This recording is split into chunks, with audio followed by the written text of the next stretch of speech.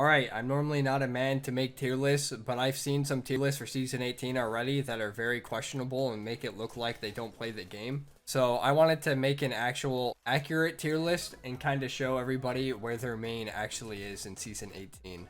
So let's get right into the first one. And we're starting with Horizon, and we're giving her her own tier above everybody else because she is easily the best legend in the game right now.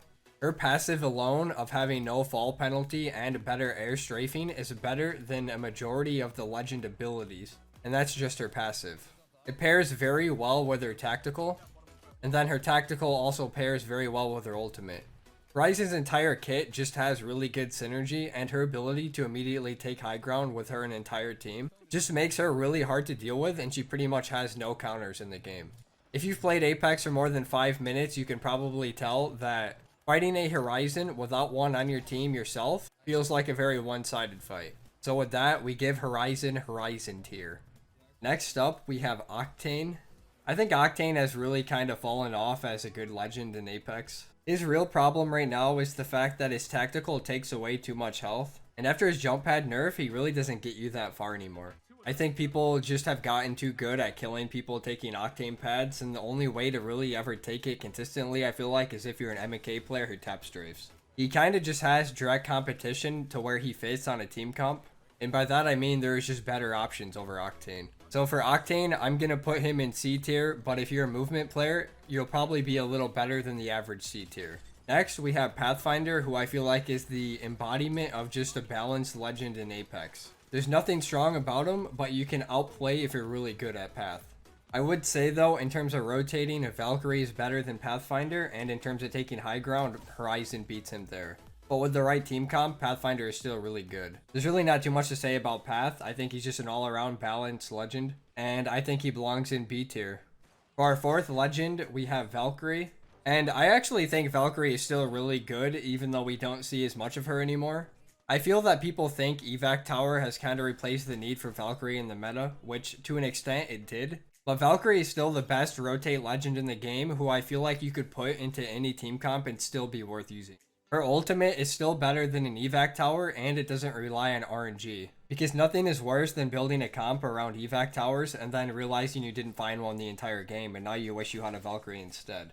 Her jetpack is also really good for contesting high ground. So I personally would give Valkyrie A tier. I think if we give it enough time, we'll see her in the meta again. So our last legend in the Skirmisher category would be Wraith. And I feel like anyone who thinks Wraith is really good is kind of just living in the past. I don't think anyone would care if Wraith was meta, but her main job is to be an off-angler. And currently, I feel like there's just better options for that. I would say even Loba can off-angle better than Wraith can. The game has really just moved towards which legends give you the most value immediately during a fight, and a portal and a phase just don't really do anything mid-fight. I think Wraith is still decent at what she does, and if you're a really good player with her, she's still definitely a viable pick. But Wraith not offering immediate value during fighting just makes her kind of a B tier character in my opinion. She's not bad, but I wouldn't say she's that good either. Now moving on to the controller legends category. And these are all the people I enjoy playing, and we're going to start with Catalyst. Catalyst is just super flexible and she can really do everything in the game. But at the same time, I don't think she's broken at all. I think she's probably one of the most balanced legends we have. When playing inside buildings, your passive lets you control where enemies are going to move around to. And any door you can't use your passive on, you have spike traps to put on the other ones. When it comes time to rotate, if you don't have a rotate legend on your team, it doesn't matter because you have a giant wall that blocks line of sight. I think she really is the best of both worlds while being a defensive legend and a rotate legend at the same time. Of course, Horizon tier is reserved for Horizon, but Catalyst will be the first S tier of the video. I think all around, just a really good legend, and honestly doesn't even need a nerf either. Next up, we have Caustic. And honestly, I think Caustic needs a buff. I know people don't like when he's in the meta, but being able to medkit inside of his gas and just out-heal it instead of dying to it just doesn't seem like it should be a thing to me. I just don't feel he is as strong as he once was, and his giant hitbox makes it even harder to play him. But the one thing I can give Caustic is that the only way to counter Caustic is to have another Caustic. And currently, since he's not in the meta, playing him is a little better than it should be. So I'm going to give him B tier purely because he has the best class passive in the game, meaning he can hit the ring consoles, which is really good. And also based on the fact that Caustic isn't meta, so if you run him, you technically are uncountered. So for our third controller legend, we have Rampart. Now, honestly, Rampart is kind of becoming a little bit more meta out of nowhere ever since she was used in competitive.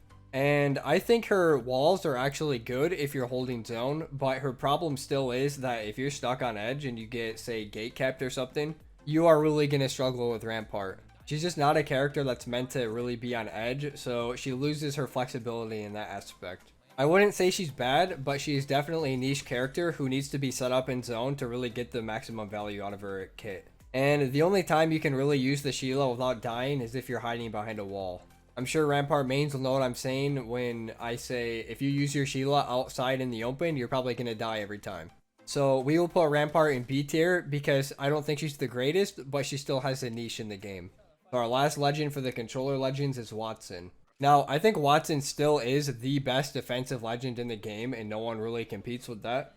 But she doesn't have any flexibility in terms of playstyle. With Wattson, it feels like you're holding down a spot in a building or something and the character is really solid. But anything outside of that, you might as well just have someone else on your team. So in a way, you really have to play around having her on the team. And it leaves her kind of a one-dimensional playstyle. I would say the closest comparison to Wattson right now is Kasellos, and Kasellos kind of does everything she does, but just a little better. So if you play Wattson, you can still make her work, but if you're not hard dedicated to Wattson, I would suggest just switching to Kasellos. With that, I'm giving Wattson B tier, purely because she's just not that flexible in the way she can play the game. Moving on to the Assault Legends category, and we are going to start with Ashe. I think Ashe is just a few little buffs away from being a good legend, but currently I feel everything that she does, there is some legend in the game that can just do it better. Her ultimate just doesn't go far enough, and her tether feels like it's kind of useless in fights. I would say her only redeeming factor at the moment is probably her passive, because the info you get from that is actually really good. That being said, I can't justify giving Ashe anything above a C tier, because I feel she just doesn't really fit anywhere in the game right now. But I do hope we see some changes to her sometime soon. Next up, we have Ballistic, who I honestly kind of struggled to really put in this tier list. But after some thinking, you know, he's supposed to be a fighting character, and I feel like all the characters in the game who are meant to fill the same role just do what he does, but better. And that's kind of what he is just purely a fight character. So he doesn't really have any flexibility outside of that either. I think right now his only redeeming factor in Season 18 is the fact that disruptors are really good right now and you can technically get a guaranteed disruptor every fight, given you have your ultimate. Outside of that though, I felt he honestly just belongs in C tier because Horizon, Bangalore, people like that just do what he does but better. But if people disagree with this one, I could understand why as well. For our third legend in the Assault category, we have Bangalore, who is just honestly good at everything in the game. She's really good at helping you stay alive if you're in a bad situation with your smokes or ultimate. Your smokes can help you rotate, and if you have a digital threat, it's almost a very one-sided fight if the other team doesn't have any themselves. Ultimate's also really solid at stalling people from pushing you or using it yourself to take space on somebody else. Her movement speed passive also makes you a lot harder to hit mid-fight. Overall, Bang is a really solid character. I'm gonna put her in A tier, but I definitely feel she is on the edge of S tier. Now we have Maggie, who I feel is in a very weird spot. I think she's good, but not that good at the same time. We have Disruptor that can go on Peacekeeper now in Season 18, but it turns out the Disruptor on the PK isn't worth using over Alternator Disruptor. So it wasn't like a giant buff to Maggie or anything. But I think for aggressive teams, Maggie is not bad. I think what's holding me back from giving her a really high tier is the fact that she's very map dependent. The smaller maps like King's Canyon and World's Edge, I think Maggie can actually really shine on. But the other three I feel just aren't really meant for her. So I feel I can't justify giving a character who's map dependent a high tier. Overall, I'm giving her B tier. Where she's good, I think she's really good. But overall, still a niche character. For our second to last legend in the Assault category, we have Fuse. Now, I think Fuse is pretty flexible in the way he can play the game, but he definitely shines in the open over inside buildings, I would say. To me, the thing with Fuse is he feels like he is a good pick in certain metas, but not so good in other metas. Right now, with Horizon being so dominant in the game, it feels hard to get value out of Fuse because they can just use their tactical to get away from everything. But if we ever had, say, a Caustic meta where you can knuckle cluster barrels to get rid of them, he would be an S tier character. So for Season 18, I'm giving Fuse B tier. I think he's still good, but he really is just reliant on what the meta is. And right now, he just doesn't fit too well into this one. Last but not least, for the assault category, we have Season 18 reworked Revenant. Now, I could be alone in this, but I actually liked old Revenant more than the new one.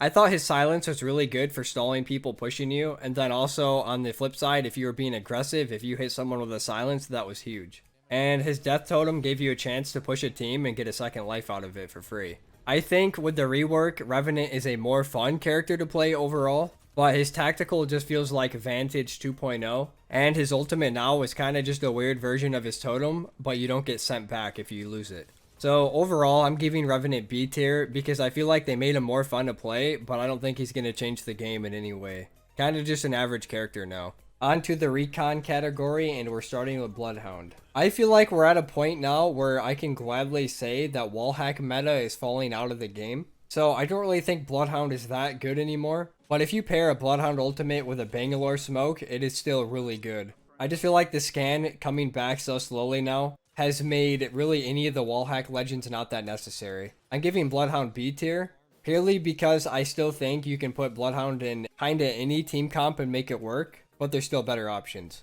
Second, we have Vantage, who I feel just kinda struggles to fit anywhere in the game at the moment. She has a movement ability with her bat, but I feel like her giant hitbox just offsets any movement she gets. She feels very easy to kill, and her sniper takes way too long to come back for how little I feel it does. And once you make it towards the end of the game, her sniper really starts losing value, and she pretty much offers nothing in the final rings. I'm keeping Vantage simple and putting her in C. She's a character I want to be good, but it just doesn't really fit anywhere in the meta currently.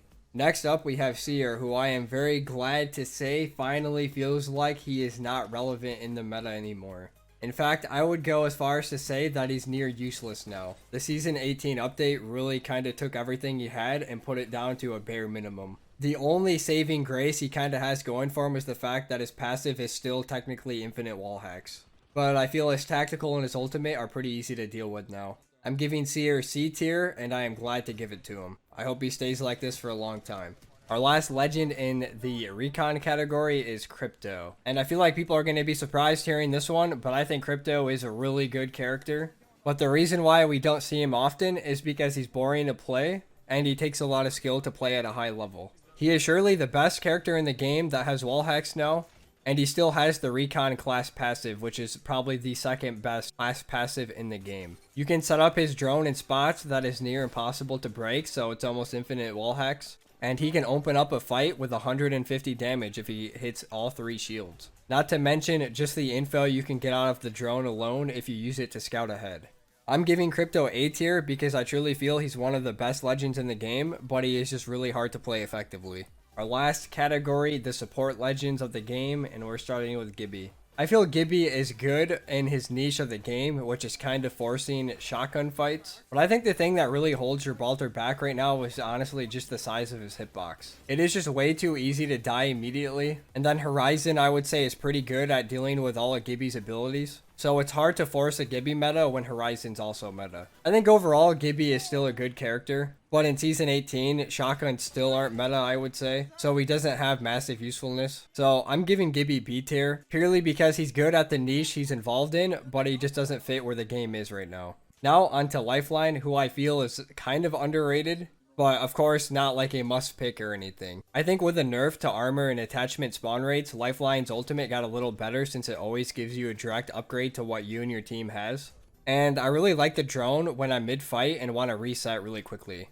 Also, her revive can really make the team you're fighting have to make weird plays, just in attempts to stop the revive. I'm also putting her in B, purely because I feel like the best legends in the game right now are ones that have some form of movement or rotate.